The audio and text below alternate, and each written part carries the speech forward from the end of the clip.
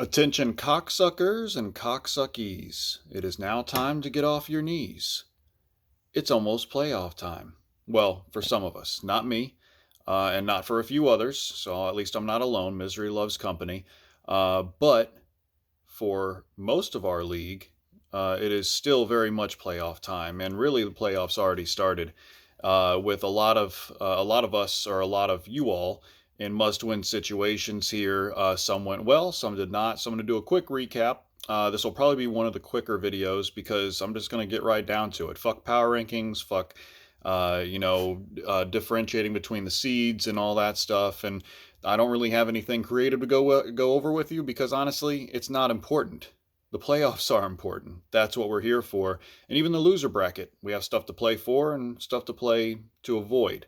So I'm going to go over all that. So first, let's just do a quick recap. Not really any games of the week here, but I'll start with Sam since he is our reigning champ and current number one seed. He pulls off a great victory over Carlos, 137-88. Basically, the difference here is he outscored Carlos at every position but running back. And that was really the difference here. Carlos just didn't get much going. He basically pulled a Lewis score. And Sam, he scored a little bit below average, but still did well enough and is in firm control of that number one seed. Not that it's a lock yet, but he definitely is looking pretty good. So moving on from there, Jeff gets the win, a very important win over Manny, 138-115. Honestly, Jeff needed this more than Manny. Not that either one was trying to take it easy. But the difference here was really just Geno versus Lamar Jackson. 26-0 is really your difference there. He lost by 23 points. If he even gets a respectable effort from Lamar Jackson, who's been on the decline a little bit, mostly and probably because he is hampered by, that. I mean, I don't know if it was the same injury or what, but he's been hampered already, and he hasn't been the same this entire year. So, moving on, Alex cements himself in the division, cements his win in the division, 153-143 over Hector. This was the closest game we had. Really, the difference here was the defenses and kickers, oddly enough. They kind of went back and forth some of the other positions, but Dallas versus Pittsburgh was a 27-5 difference, and their kickers were 18-4. You have those combined, it's going to be hard to pull off a win when you have those random ass positions go off for the other guy.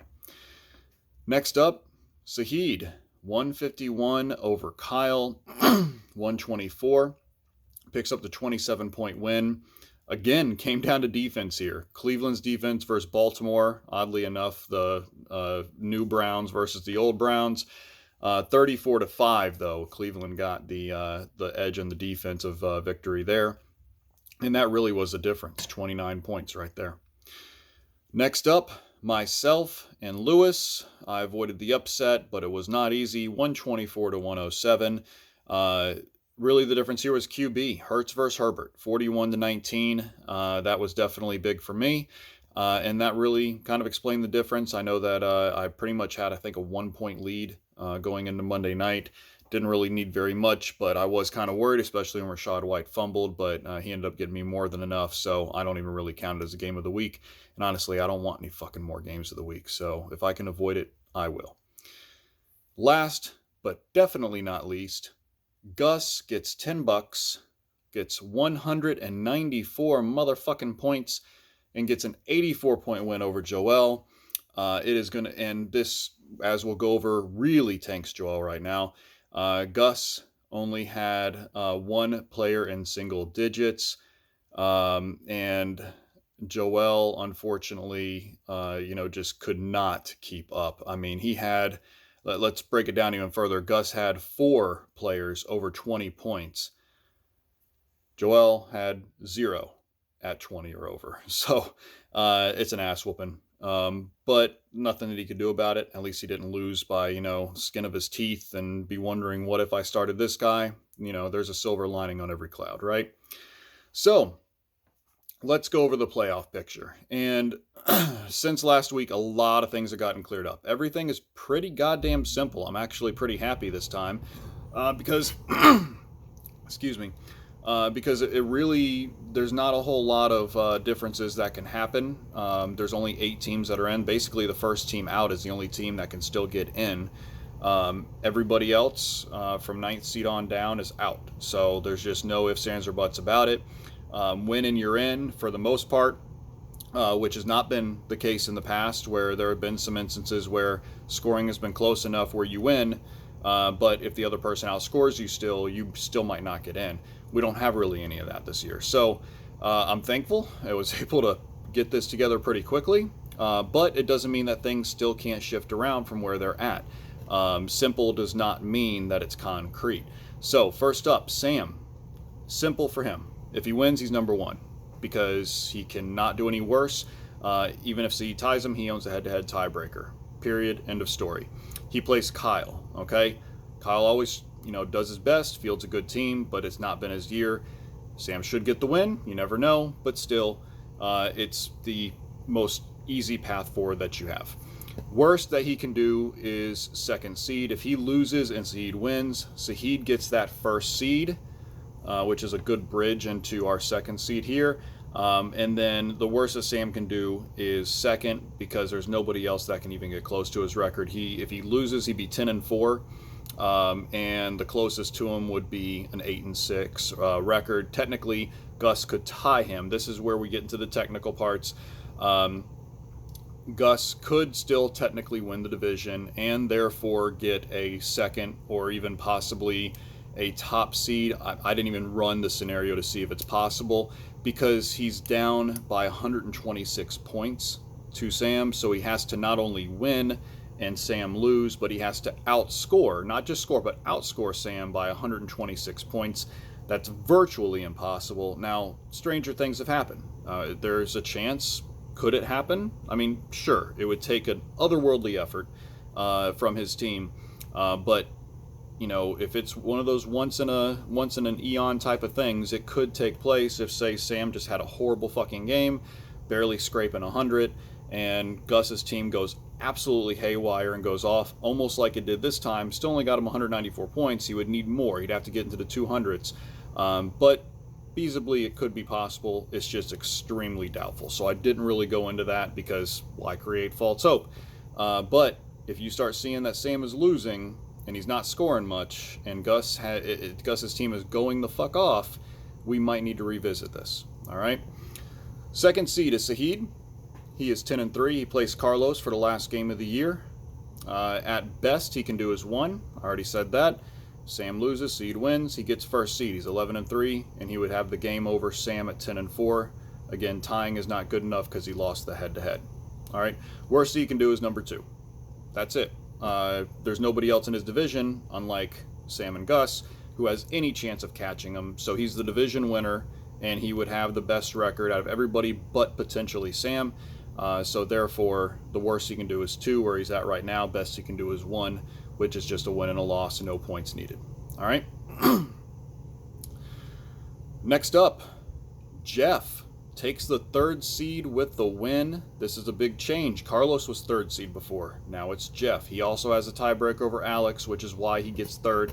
He plays Lewis in the last game, so Lewis would have to upset him. And considering that Jeff is scoring pretty damn good right now, he actually has a points lead over the rest of the division, but it's only 5.5 points over Carlos. Now he has a lot bigger one over Joel, and we're going to get in that a little bit. But this could go either way. If Jeff and Carlos end up tying, then it goes to points, and that really could swing either way. All right. But for right now, Jeff is at 3, which is actually the best he can do as well.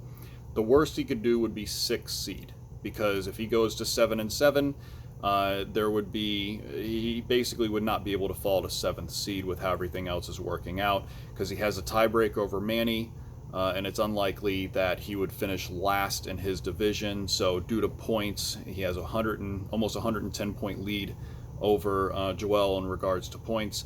So the worst he could do is 2nd in the division at 7-7, which would equal the 6th seed. So Jeff, you're in. You just don't know if you're going to have a 5-point advantage or be at a 5-point disadvantage, because that's really the only difference there is. Next up, Alex. Pretty simple here. He's 7-6. He's got tiebreaker over Joel. He does not have tiebreaker versus Jeff or Carlos. Best he can do is 3. Worst he can do is 4. That's it. He plays Gus. If he loses, he's guaranteed 4th seed. That's pretty much point blank. Because the only other way that it could happen, I believe if Joel wins the division, then technically he'd get 3rd seed if he lost, but it's pretty much a stretch. But we'll go over those scenarios in a bit. But either way, Alex is definitely in. He's already sealed the division. He already is getting a 5-point advantage no matter what, and that's all that he gives a shit about, you would think. But our next seed makes this very interesting, and it's almost kind of like this year. The top seed, or the top wild card, you do not want to fucking play if you can help it, because the top wild card this year is Gus. Okay? Gus is 9-4.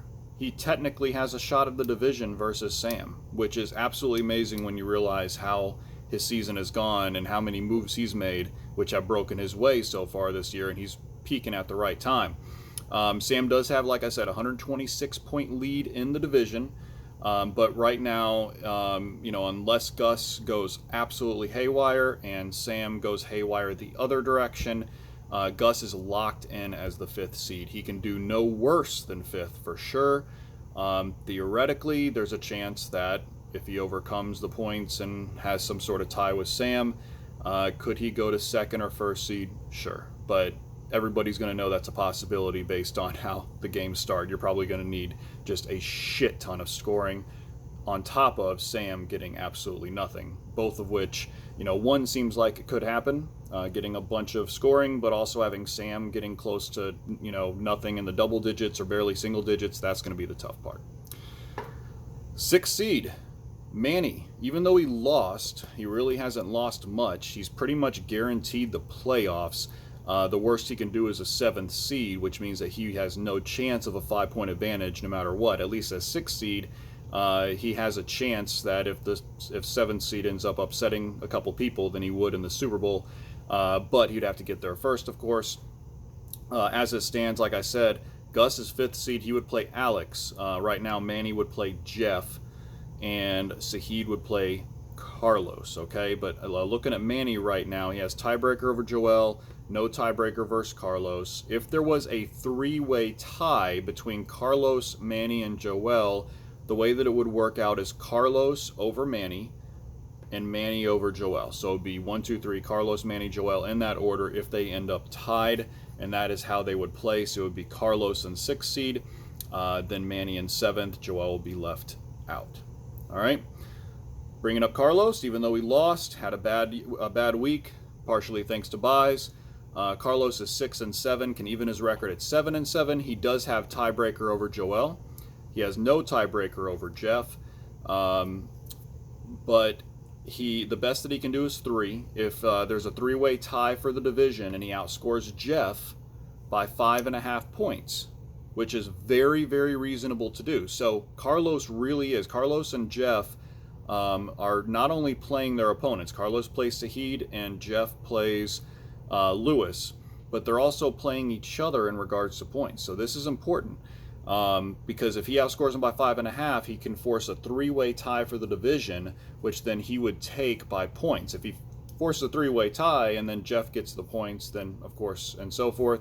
Same with Joel, because it goes to points once there are competing head-to-head matchups. If it can't be resolved, for example, there are instances, which I'll go over in a bit, where one player would have the tiebreaker over both, essentially, or has a tiebreaker over one who has tiebreaker over the other, so there's no cyclical issue there. But in this case, Carlos could do as well as 3, because if he does win the division and if Alex loses, then Carlos would have the head-to-head tiebreaker there, and that also could be important as well, because remember, the 4th seed ends up playing Gus, and he's not a team that you want to play. He is well on his way towards looking to that 3rd championship. He is trying for that, and he has a real shot. And in fact, he is one of 2 that can. Gus and Manny both are trying for that 3rd championship. Sam is trying to join the fold as the 2nd and also be the first back-to-back. Saheed is looking for his 2nd as well. So we have a lot of guys that are looking for their multiples and looking to maybe even stake their claim at a dynasty, which could very well happen. We also have guys looking for their first. We have Jeff looking for his first Super Bowl to ever play in, let alone to win. And Alex, who has been there before but hasn't won it yet, he's looking for his first as well. And Carlos, real underdog story there, with how he's kind of the baby of the league, and yet he is going for his first appearance and first win. And that brings me to our first team out of the playoffs, just barely, and that's Joel. He still has a path in, however. He plays Hector, and this is actually important here as well, and we'll get to that. But he is 6-7. The best that he can do is 7 seed. He has to win. Carlos loses. If Carlos loses and he wins, then he basically gets. He can't win the division though. It's virtually impossible. The worst that he can have is out like he is now. He is last in points right now in a 3-way tie if it were to go to that, which leaves him the first team out. And Manny, since he is guaranteed to be in, that means that all 3 teams in the championship division and the Super Bowl division get in for sure. And that means only 2 out of the 3 in the Pop Warner can get in. So this was not a reality last week. It could have been a different way, but this is how it's shaking out now. It looked like all 3 of them could be in, but Manny has staked his claim. Now, after that, Hector cannot get in anymore. Now, he did lose, and that pretty much is what tanked him there. He does play Joel, but it is important here, and this is the way that it works out, is that basically if Hector were to win, be 6-8, if Joel lost, to be 6-8, and Carlos lost, to be 6-8. So they would tie at 6-8. This is that situation I was talking about. Carlos has tiebreaker over Hector. Hector has it over Joel right now. That's pending this game coming up. He won their first meeting, and Carlos has it over Joel as well directly. So if they were to all lose, then Carlos would have the tiebreaker there to be in front, and then second would be Joel, and then, or I'm sorry, Hector and then Joel. So basically, Carlos wins that combination no matter how you cut it because he has those tiebreakers over both of the other players individually. And since Hector has it over Joel, and even if he splits, it wouldn't matter because Carlos has the head-to-head. That's important. And Carlos got a lot of important head-to-heads. In fact, my 5-point loss to him back in week 8 is the only reason why I do not currently qualify or have even a 1% shot at the playoffs. Because if I were to tie him, if I win, Carlos loses, and I get into the 6-8 tie or whatever, he does have tiebreaker over me. Now, is it possible that it could go to points in some cyclical way? I didn't even fucking run it because I don't even want to get teased. Okay, if I ain't fucking, I don't want the foreplay. All right, so I'm pretty much out of it. I'm not even counting myself in. I know there's a 2% chance if it could force to points, but I'm pretty far behind in that race, so I didn't even do the calculations. So after Hector at 9, it is me at 10, Kyle at 11, and Lewis at 12. Now Lewis is locked in to the Dookie Bowl. However, Kyle is most likely to be there. If Kyle loses, he's definitely there. He has a second worst record. However, if it does go to a tie, if Kyle were to win, go to 5-9, if I were to lose and go to 5-9, I would actually, let me see, I think that actually would then go to me because I have the head-to-head in the sweep. However, if it goes to me, Kyle, and Hector, so if Hector loses 5-9, I lose 5-9, and Kyle wins, that forces a 3-way tie and it goes to points. And that's where it gets really interesting because to split the points, the difference in the first to third in points amongst us 3 currently is Kyle, then me, and then Hector. But the difference is only 16 points between first and third. So it could go any which way. So if I end up losing and Hector loses and Kyle wins, which remember, Kyle plays Sam, so we're going to know that has even more repercussions than just this, then that would force a 3-way tie and points matter because the loser of that then plays Lewis. Okay, and then essentially the other 2 will get end up getting a bye. And then it'll work out to see who gets the top pick or the choice pick for next year. So there are a lot of scenarios that can still happen. However, what's most likely to happen and the way that it looks like it is going is it's going to be dependent on wins and losses, but we do have some points that we have to look out for depending on how it all shakes out. So good luck to everybody. Sincerely, I want to see some good football on TV. I want to see some good results now that I know that I'm out of it. Yes, I'll be paying attention for the toilet bowl and everything else, and hoping that I can maybe for once get a choice pick in the draft next year. However, it is going to be a little bit stress-free for me, and I can have some fun watching you all sweat it out. So enjoy. Hope everything goes well, and peace punch, Captain Crunch.